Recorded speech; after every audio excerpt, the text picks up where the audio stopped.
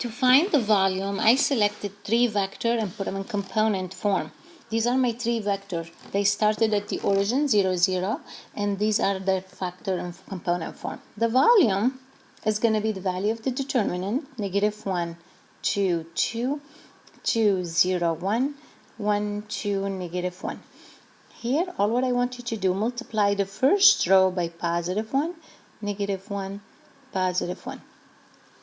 So when you do the expansion, if you look at the first row, first column, positive 1 times negative 1, it remains negative 1. Negative 1 times a minor, and the minor will be 0, 1, 2, negative 1. Negative 1 times 2 will be the second minor. The second minor is going to be multiplied by negative 2, and the component will be 2, 1, 1, negative 1. The last one is the last column, was the first row, and that will be positive 2. 2 times 1 is 2. If you look at the minor, it will be 2, 1, 0, 2. Now let's go ahead and finish up the multiplication. And to finish up this multiplication will be negative 1. Multiply this way is 0 minus 2. Here we'll have negative 2 times. Multiply this way, you'll get negative 2. Multiply that way is negative 1. Here we're going to multiply one direction will be 4. The other direction will be simply 0. So that will be positive 2. Negative 3 times negative 2 is positive 6. Positive 8. And this will be 16. Good thing it's positive, because if it wasn't positive, you can make it negative. Next, we're going to look at number 8. And for number 8, here's what I want you to do. To write an equation of a line in parametric form, given 2 points on the line, and the point are 0, negative 10, 3, and the other point is 5, 10, 0. We need a point, we have 2, we need a vector parallel to the line. If you take those 2 points that are on the line, excuse me, and put them in component form, you create a vector parallel to the line.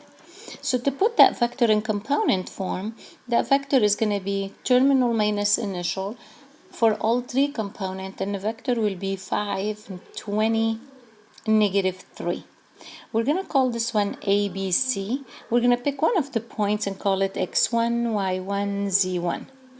Okay, so now to write it in parametric form, x is going to give you 5 plus 5t, and y is equal to 10 plus 20t. Z is equal to 0 minus 3t. That's the parametric form of the equation.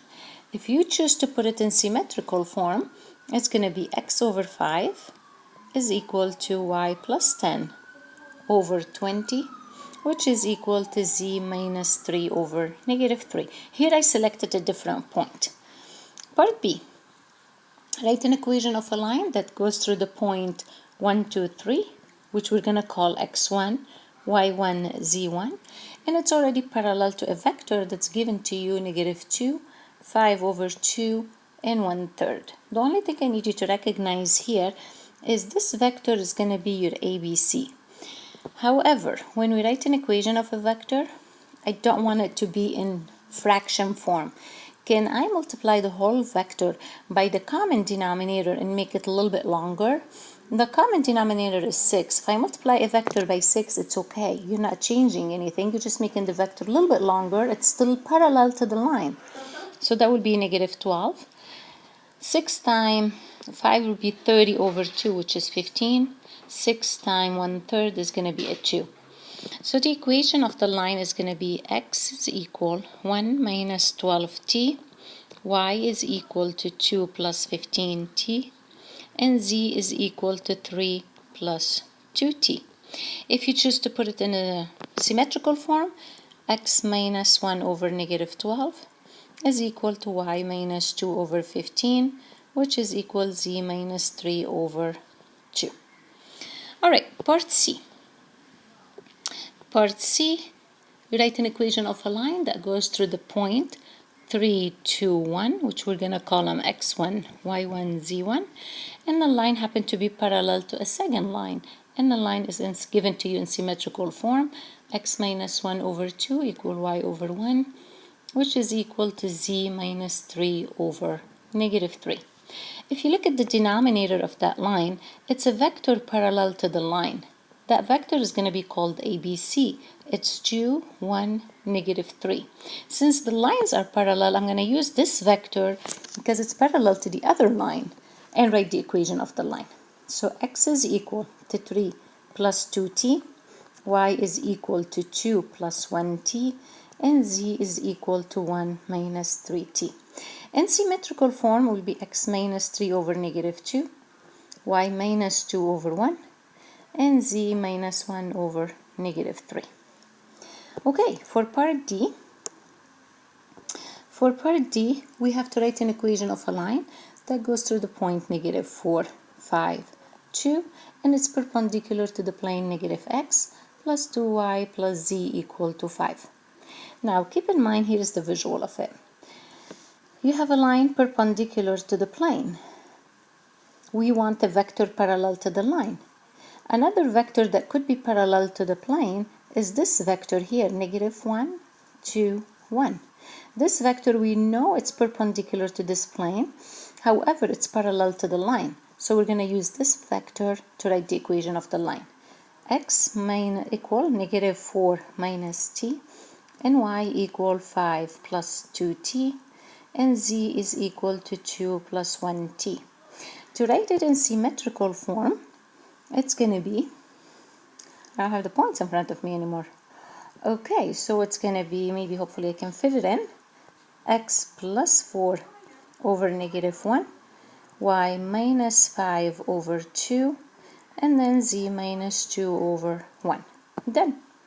Here I have 3 points in the plane. I need to write the equation of the plane. So I took the point A, B, and put them in component form of a vector, and then I took the vector AC and put it in component form.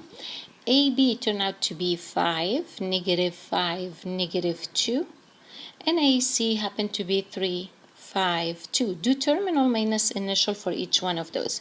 Now we have to find the vector that's perpendicular to the plane by doing the cross product. So we got the I, the J, the K.